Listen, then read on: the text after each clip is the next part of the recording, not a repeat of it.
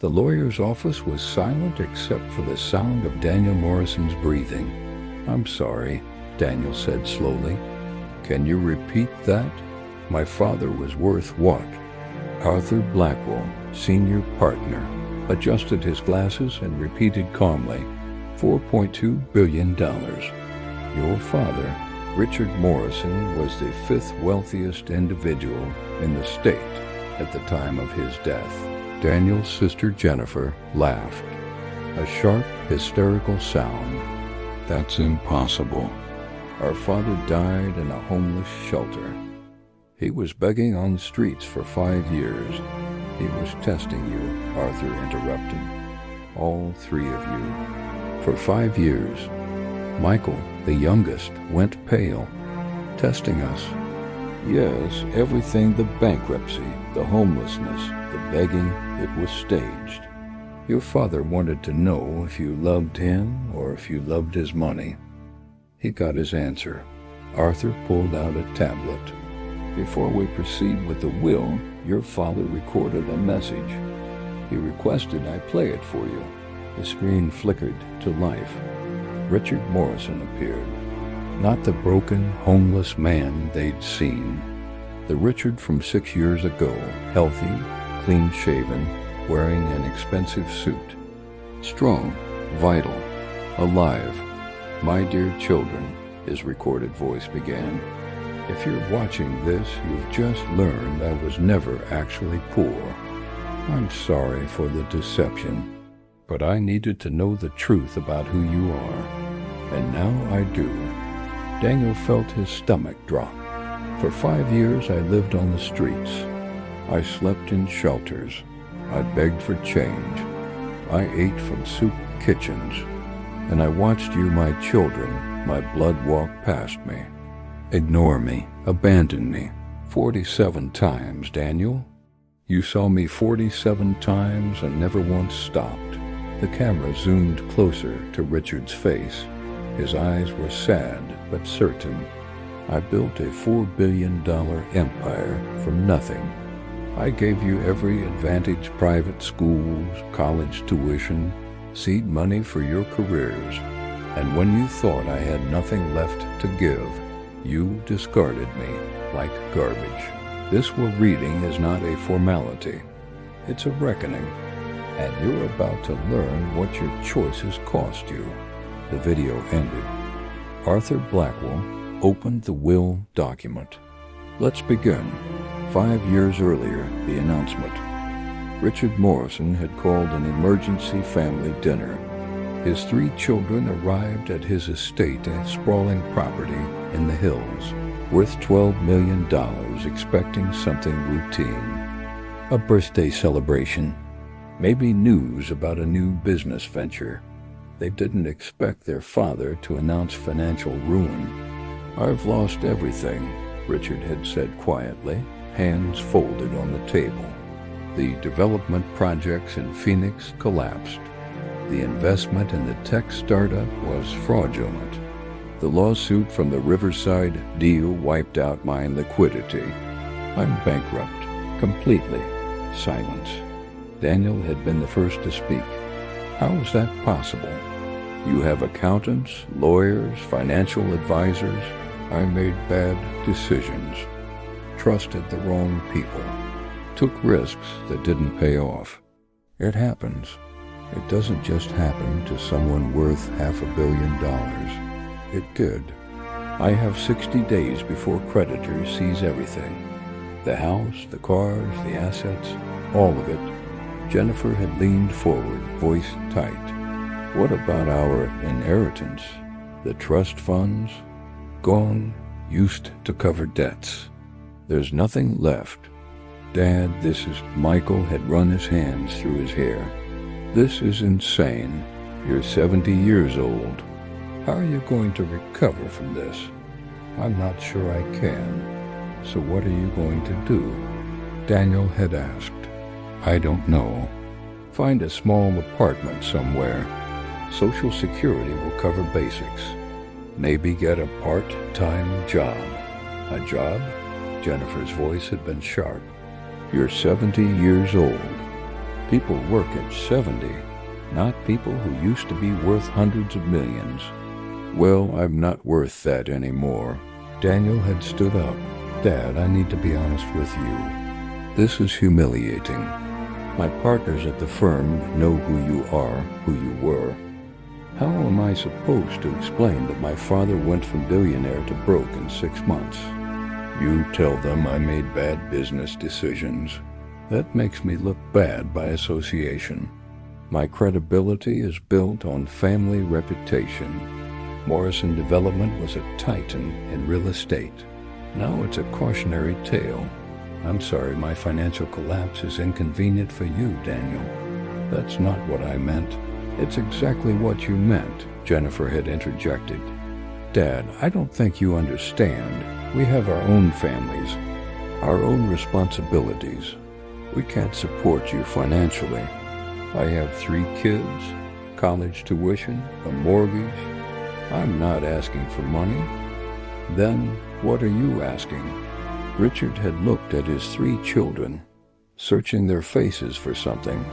I'm telling you I'm scared, that I don't know what's going to happen to me, that I might end up with very little in my final years, and I guess I was hoping my children might care about that. Silence.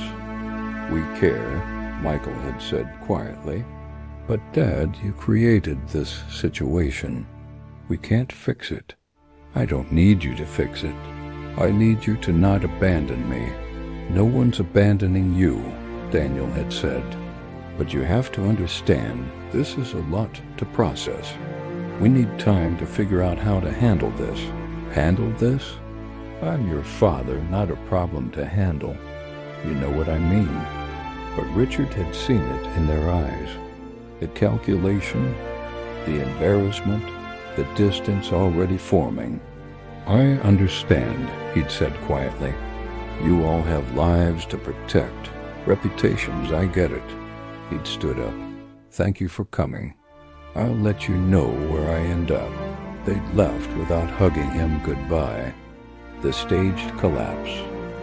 What Daniel, Jennifer, and Michael didn't know, none of it was real. Richard Morrison wasn't bankrupt. Every asset had been quietly transferred to ironclad trusts, controlled by his lawyer, Arthur Blackwell. The failed investments were fabricated. The lawsuits were staged with cooperating parties who'd been compensated handsomely.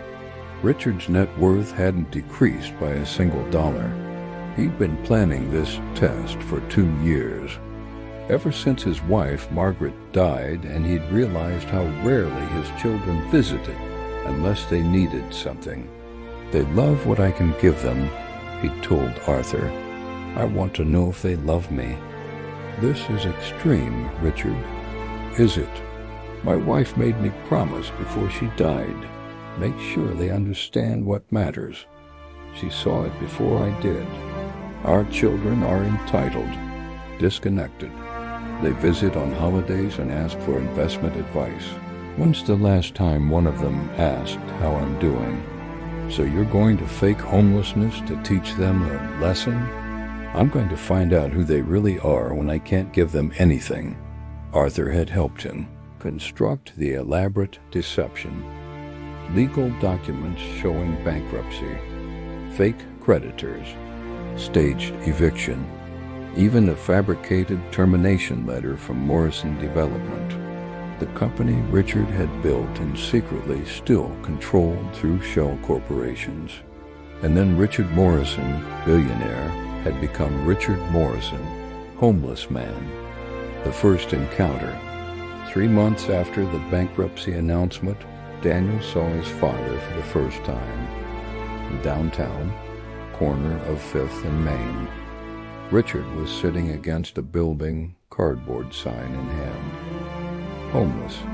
Anything helps. God bless. Daniel had been walking to lunch with 2 colleagues from his law firm. He'd frozen, stared, felt his stomach turn. That was his father, dirty, unshaven, wearing clothes that looked like they hadn't been washed in weeks. Daniel, you okay? his colleague had asked. "Yeah, fine. Thought I saw someone I knew." He'd walked past. Didn't make eye contact. Didn't stop. Behind him, he'd heard his father's voice. "Daniel?" He'd kept walking. "Just a homeless guy," he'd told his colleagues. Thought he was someone else. Inside, Daniel had felt sick, ashamed, horrified, but not ashamed enough to go back. Over 5 years, Daniel encountered his father 47 times. Richard had been strategic about it, appearing in areas where Daniel worked, lived, socialized, making sure his eldest son had every opportunity to acknowledge him. Daniel never did. Encounter number 12, 3 months in. Richard outside Daniel's office building. Daniel walked out with clients, saw his father, turned and went back inside, exited through the parking garage. Encounter number 23, 1 year in. Richard at the coffee shop Daniel frequented. "Daniel, please, can we talk?"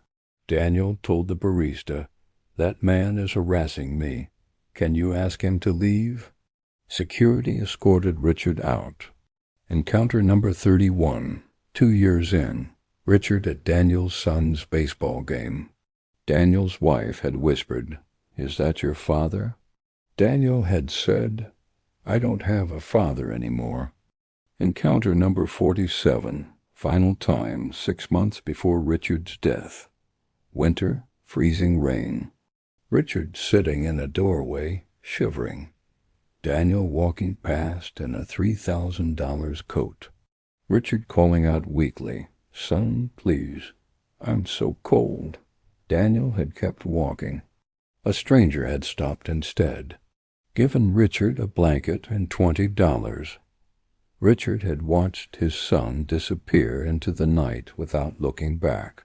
Jennifer had seen Richard 19 times over 5 years. Her approach was different than Daniel's avoidance. She acknowledged him exactly once. Encounter number 4, 4 months in. Richard outside Jennifer's kids' private school. She'd walked over, angry. "Dad, what are you doing here? You're embarrassing me in front of the other parents. I just wanted to see my grandchildren.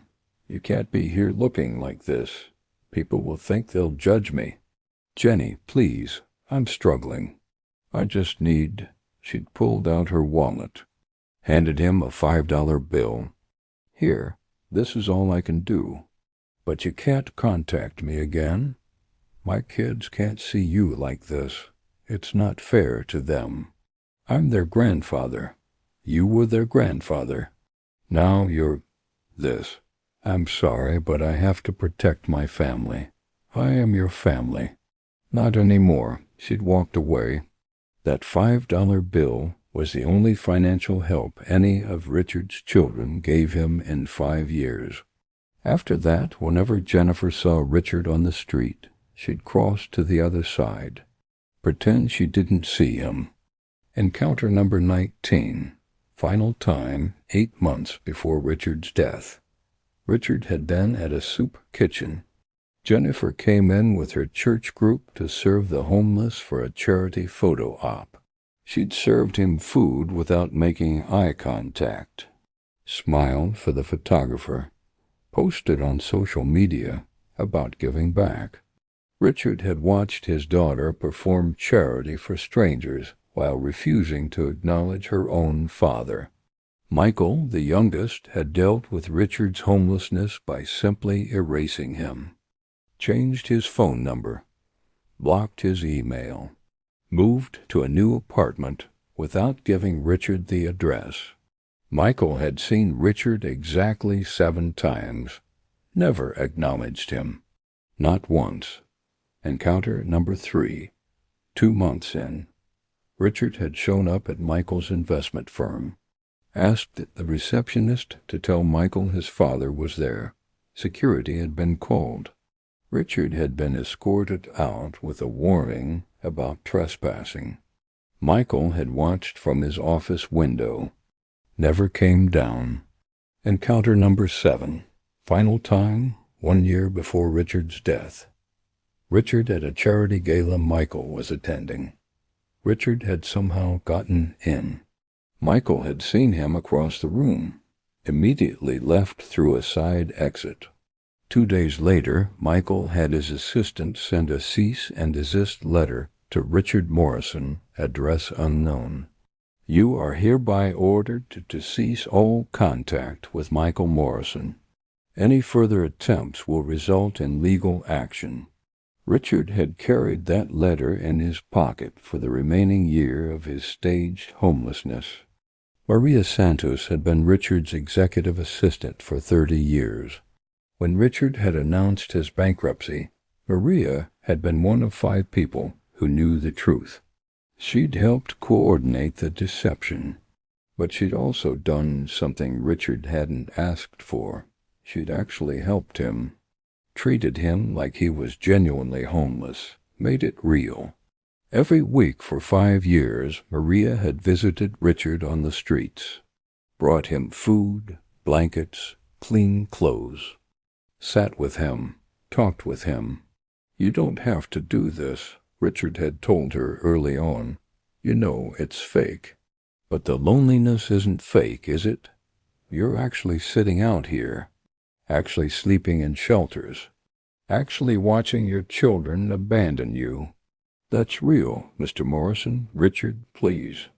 I'm not Mr. Morrison anymore, just Richard. You'll always be Mr. Morrison to me, the man who hired a single mother with no college degree and taught her everything, the man who paid for my daughter's education, the man who treated me like family when my own family had written me off. You don't owe me, Maria. I'm not doing this because I owe you. I'm doing it because I care about you. That's what family does. Richard had broken down crying. My actual children won't even look at me. I know, and I'm sorry, but I'm here. Every week, you're not alone. For 5 years, the only person who showed Richard Morrison unconditional love was Maria Santos. While his children walked past him on streets, Maria Santos sat with him in shelters and reminded him he was still worth loving. Richard Morrison died of a heart attack at 73. He was in the Haven Street homeless shelter, sleeping on a cot, surrounded by strangers. The medical examiner called Daniel, Jennifer, and Michael to inform them.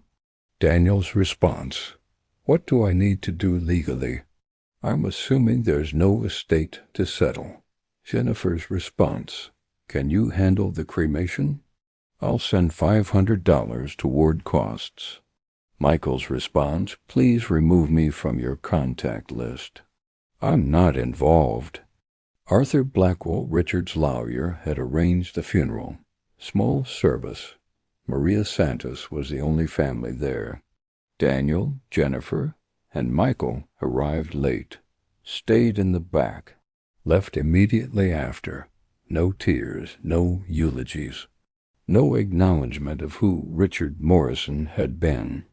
Just relief that the embarrassment was finally over. The will reading 2 weeks later, which brought them to Arthur Blackwell's office, sitting in leather chairs, drinking expensive coffee, about to learn the truth. Arthur had played Richard's video message. Now he opened the formal will document. Your father's estate, valued at $4.2 billion, is distributed as follows. Daniel leaned forward. To my son Daniel Morrison, who saw me 47 times and acknowledged me 0 times, who told a barista I was harassing him, who told his own son that he didn't have a grandfather anymore, I leave $1 million. $1 million out of $4 billion? Let me finish. To my daughter Jennifer Morrison, who gave me $5 and told me I was no longer her father, who served me food at a charity event without making eye contact, who posted on social media about helping the homeless while ignoring her own father, I leave $1 million. Dad, no. Please, To my son Michael Morrison, who changed his phone number to avoid me, who had his assistant send me a cease and desist letter, who saw me 7 times and never once acknowledged me. I leave $500,000, less than his siblings, because he put the least effort into even pretending he cared. Michael stood up. This is insane. We're your children. You can't just, I can, and I did. Arthur's voice was calm. Sit down, Mr. Morrison. Who gets the rest? Daniel demanded. $4 billion doesn't just disappear. To Maria Santos, who visited me every week for 5 years, who brought me food and blankets and human dignity, who treated me like family when my actual family treated me like garbage. I leave $500 million and controlling interest in Morrison Properties. The room erupted. What? She's not even related to us. This is fraud, undue influence. Arthur raised his voice.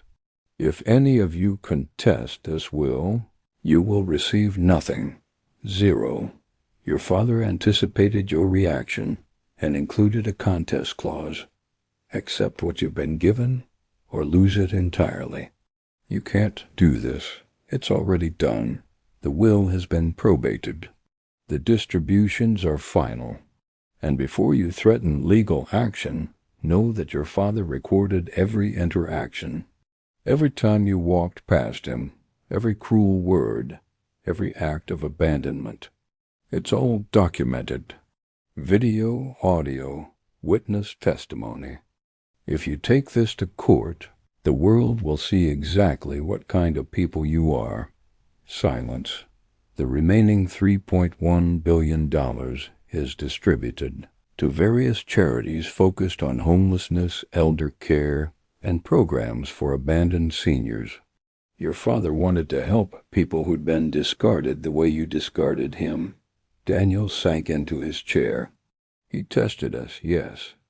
For 5 years, he let us think he was homeless just to see if we'd help him. Yes, that's cruel. Arthur's expression hardened. What's cruel is a son walking past his father 47 times without stopping. What's cruel is a daughter telling her father he's no longer family. What's cruel is a son sending legal threats to the man who raised him. Your father tested you, Mr. Morrison, and you failed catastrophically. Arthur pulled out the tablet again. Your father recorded a second message to be played after the will distribution. Given your reactions, I think you need to hear it. Richard's face appeared on screen again, older this time, recorded just weeks before his death. Daniel, Jennifer, Michael, you're probably angry right now, feeling betrayed, cheated. How could your father lie to you for 5 years? Let me tell you about betrayal. Betrayal is watching your child walk past you on a freezing December night while you're shivering in a doorway. Betrayal is having your daughter give you $5 and tell you you're not her father anymore. Betrayal is receiving a legal threat from your own son. I gave you everything. Private schools, Daniel Exeter Academy costs $60,000 a year. Jennifer, your wedding cost $200,000. Michael, I gave you $500,000 to start your investment firm. I wasn't perfect. I worked too much. I missed recitals and baseball games. Your mother had to raise you largely alone while I built an empire. But I loved you deeply, completely, and I hoped that when I had nothing left to give, you might love me anyway. I was wrong. You loved my money, my status, the Morrison name that opened doors for you. But you didn't love me. When your mother was dying, she made me promise something. Make sure they understand what matters, Richard. Make sure they know family is more than inheritance. I failed her while she was alive. I let you become entitled, distant, cold. I gave you everything and taught you nothing about loyalty, compassion, or sacrifice. So I designed one final lesson. I took away everything you valued about me, the wealth, the status, the power, and I became the one thing our society teaches you to ignore, a homeless old man. And you did exactly what I feared. You ignored me. You abandoned me. You chose your pride, your reputations, your comfort over your own father. 47 times, Daniel. I gave you 47 chances. You failed all of them. Jennifer, I sat in that soup kitchen and watched you perform charity for a camera while refusing to acknowledge that I was your father. That broke me more than the cold streets ever did. Michael, you sent me a cease and desist letter. I carried it with me every day. Read it when I felt like giving up on this test. It reminded me why I needed to know the truth. Maria Santos isn't my blood, but she showed me more love than my children did. She sat with me in shelters. She brought me food. She treated me like a human being when you treated me like trash. So she gets the empire. She earned it. You get enough to be comfortable. $1 million each for Daniel and Jennifer. $500,000 for Michael. That's more than most people will see in a lifetime. It should be enough, but it won't feel like enough, because you expected billions. You expected to inherit the empire I built. Here's the truth. You didn't earn it. Maria did. I hope someday you understand. I didn't take your inheritance away. You gave it away. Every time you walked past me. Every time you chose embarrassment over compassion. Every time you proved my money mattered more than my life. I loved you until the end, but I didn't respect you. And I won't reward you for failing the most important test of your lives. Be better people than you were when I knew you. That's my final wish. Goodbye, my children. The screen went dark. Daniel sat frozen, replaying every encounter. 47 times, 47 chances, 47 failures. He remembered specific moments now with crushing clarity. The baseball game. His father sitting in bleachers, holding a sign. Daniel's son asking, "Dad, who's that man?" Daniel lying. Nobody. Just a homeless person. His father had heard that. Nobody. Just a homeless person. The winter night. His father shivering, begging for help. Daniel walking past in a warm coat. A stranger stopping instead. His father had died thinking his own son had less compassion than a stranger. The office building. His father asking the receptionist to see him. Daniel having him escorted out by security like a trespasser. His father had come to him for help. Daniel had treated him like a threat. Daniel put his head in his hands and sobbed. I killed him. I didn't pull a trigger, but I killed him. Arthur said nothing. How do I live with this? How do I look at my own son and tell him I abandoned his grandfather? That's not my problem to solve, Mr. Morrison. Jennifer was shaking. He knew when I served him at that soup kitchen. He knew I saw him, yes, and I smiled for the camera and pretended that he wasn't your father, yes. Oh my God. Jennifer covered her mouth. My kids. I told them their grandfather was dead. I had a fake funeral. I made them write sympathy cards. And the whole time he was alive, watching me lie. Yes, I'm a monster. That's a conclusion you'll have to reach on your own. Michael was the only one still angry. He manipulated us. This whole thing was a setup. He faked bankruptcy, faked homelessness, deliberately put himself in positions where we'd see him. That's psychological abuse. Arthur's expression turned cold. Your father slept in homeless shelters for 5 years. He ate in soup kitchens. He froze on winter streets. He was assaulted twice by other homeless individuals. He developed pneumonia and nearly died. None of that was fake, Mr. Morrison. The test was real. The suffering was real. The only fake part was the bankruptcy. Everything else, the pain, the loneliness, the abandonment, that was entirely real. He chose that. He chose to test you. You chose to fail. I'm contesting this will. Undue influence. Diminished capacity. Your father underwent 3 separate psychiatric evaluations in the 6 months before his death. All confirmed he was of sound mind. You contest this will, you get nothing. And the world sees the video evidence of you sending your father a cease and desist letter. Is that really how you want your children to remember you? Michael slumped. This is insane. This is justice. Your father's version of it, anyway. 1 week later, Daniel called Maria Santos. Maria, it's Daniel Morrison. I know who you are. I wanted to talk to you about the will. There's nothing to discuss. Please, just hear me out. You got $500 million and controlling interest in Morrison Properties. That's my father's legacy, my inheritance. It was your inheritance. Now it's mine. But you're not even family. I was more family to your father than you ever were. Maria, please. I know I failed him. I know I was wrong. But that's my father's company. 3 generations of Morrisons built it. You can't just take that. I'm not taking anything.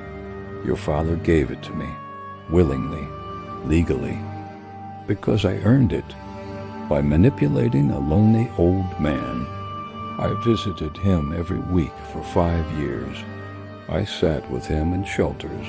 I brought him food and blankets and dignity. You walked past him 47 times. Who's the manipulator here, Daniel? Silence. I know you're hurting, Maria said quietly. I know you're processing what you did, but you don't get to take this out on me. I loved your father. You didn't. That's not my fault. What am I supposed to tell my son? That his grandfather gave our family business to his secretary? Tell him the truth. That you abandoned his grandfather when he needed you most, and that your father had the courage to teach you a final lesson about what actually matters. Maybe your son will learn something you didn't. She hung up.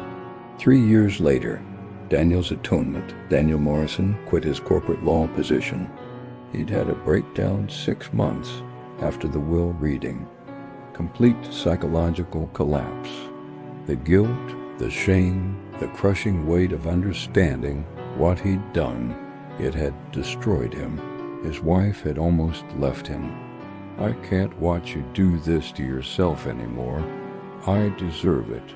Maybe, but our son doesn't deserve to watch his father fall apart. That had snapped something into focus. His son, who Daniel had taught through his actions that family was disposable when it became inconvenient. Daniel had started therapy, real intensive trauma therapy, and he'd made a decision.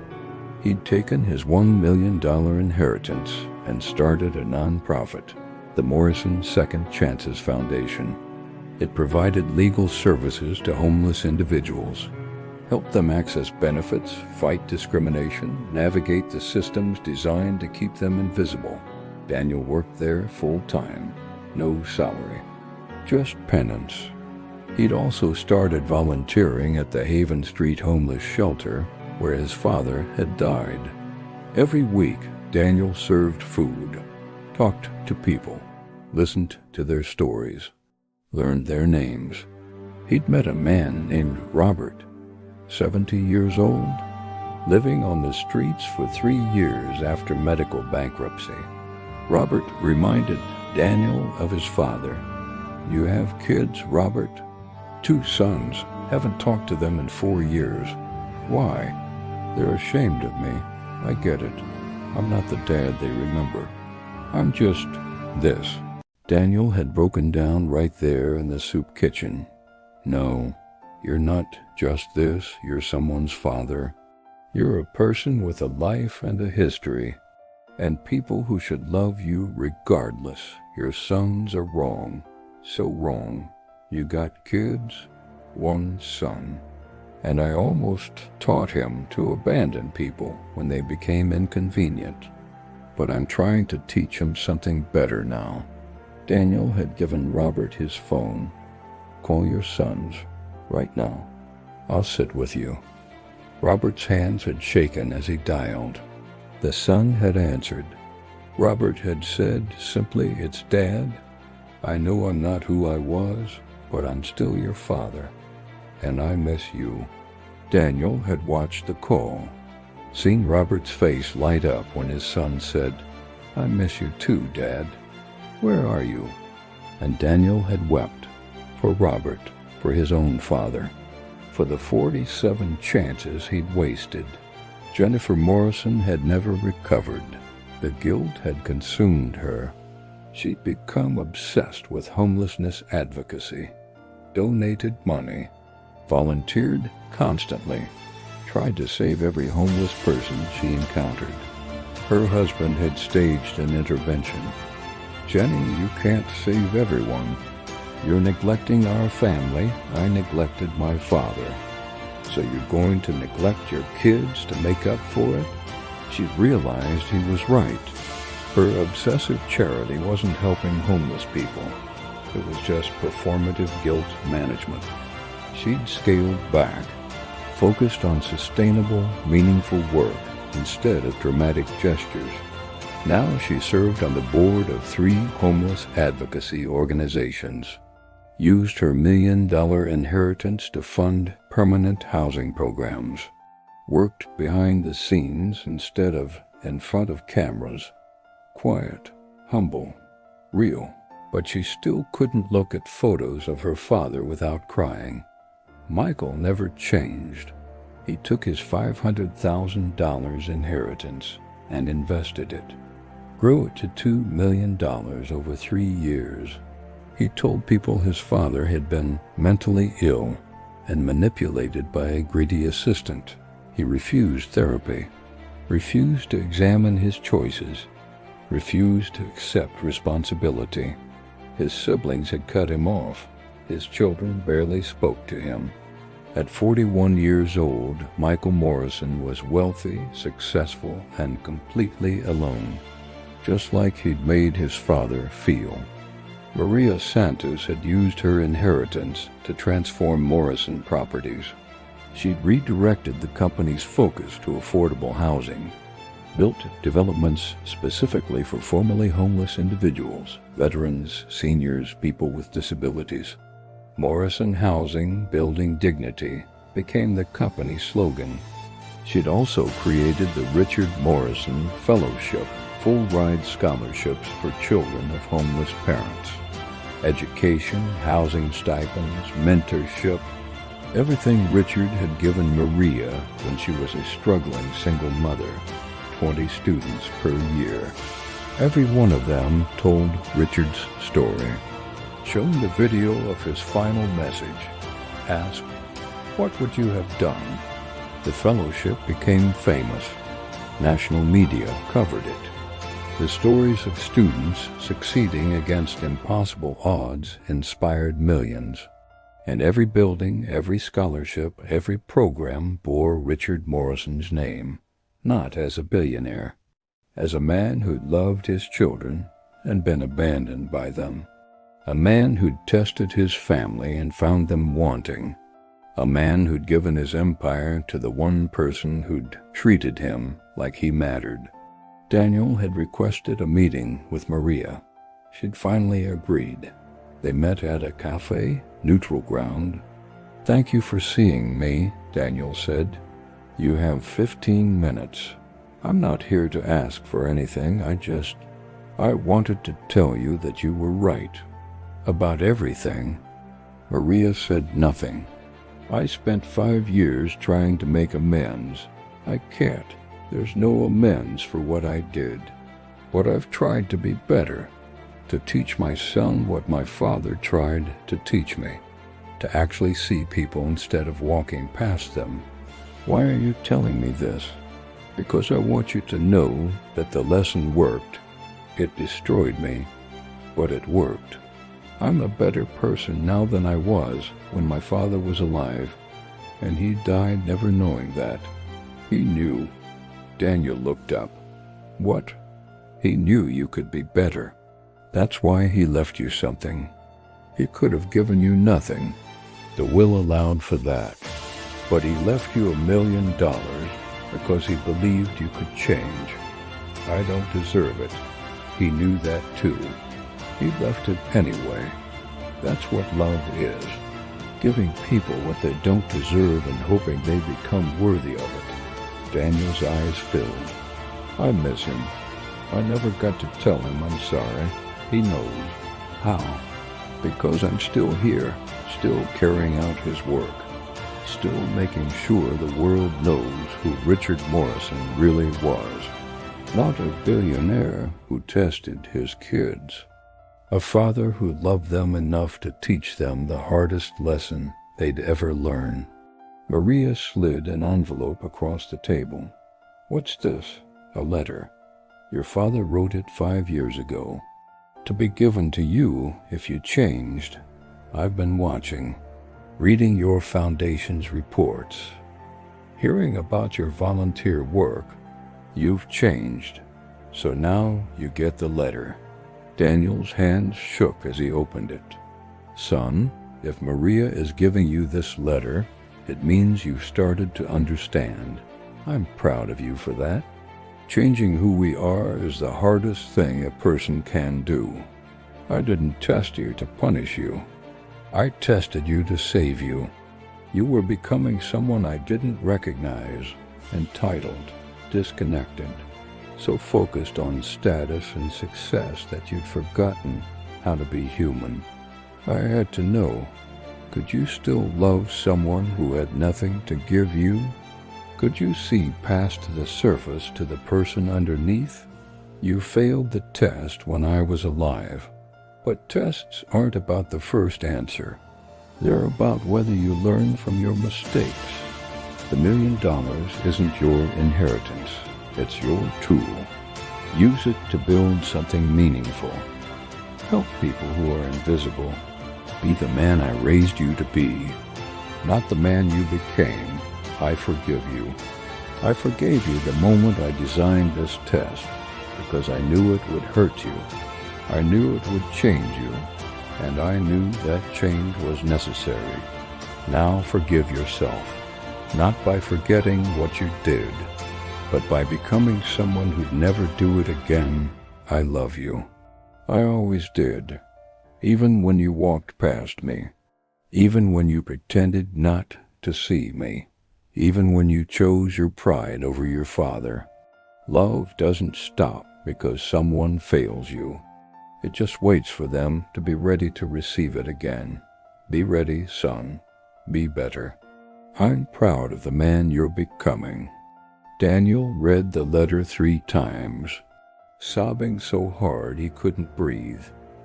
Maria sat quietly, gave him space. Finally, Daniel looked up. Thank you. Don't thank me. Thank your father. He never gave up on you, even when I gave up on him. Especially then, that's what parents do.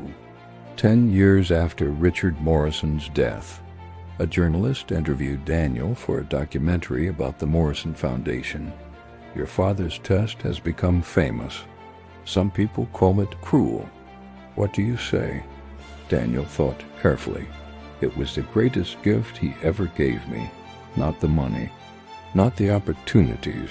This, the chance to see who I'd become and choose to be different. I was walking past people every day, homeless people, people in need, people who were invisible because acknowledging them was inconvenient. My father made me one of them. Made me sit on that corner and watch my own son walk past. Made me understand what it feels like to be invisible to the people who should love you most. Was it cruel? Maybe. But you know what's crueler? A son walking past his father 47 times. A daughter telling her father he's not family anymore. A son sending legal threats to the man who raised him. That's the real cruelty.